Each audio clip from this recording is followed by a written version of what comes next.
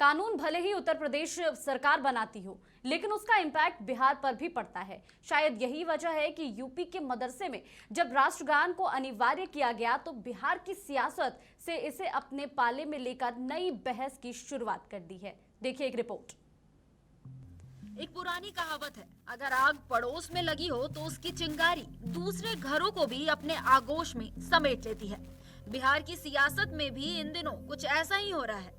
दरअसल बिहार के पड़ोसी राज्य उत्तर प्रदेश में जब सरकार ने राष्ट्रगान को मदरसों के लिए अनिवार्य किया तो ये बातें राजद को चुभने लगी। सब लोग जन गण मन से गाते हैं, इसके लिए बीजेपी को इस मुद्दे पर राजनीति नहीं करनी चाहिए और दबाव की राजनीति ठीक नहीं है। ये बेवजह का ये सब मुद्दों को उठा करके बीजेपी तूल दे रही है कि असली मुद्दे से जनता का ध्यान भटकाया गया। भाजपा शुरू से ही राष्ट्रगान और देशभक्ति को मुद्दा बनाकर जनता के बीच जाती रही है।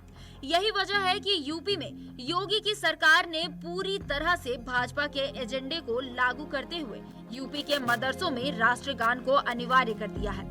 अब बिहार भाजपा के अल्पसंख्यक कोटे के मंत्री शहनवाज कहते हैं कि राष्ट्रगान से किसी को भी परहेज नहीं होना चाहिए।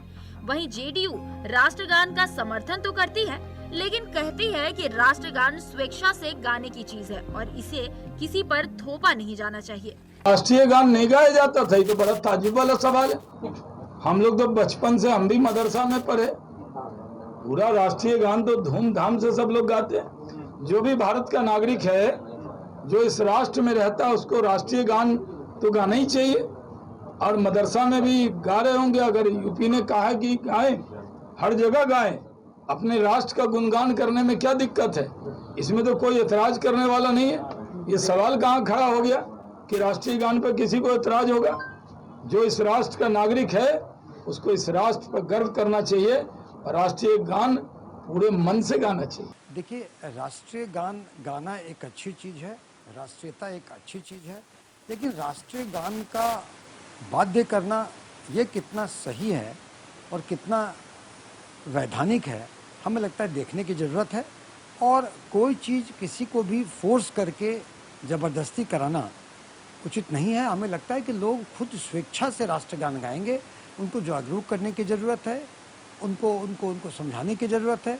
बाध्यकारी करना ये वैधानिक है कि भी नहीं, ये देखना होगा।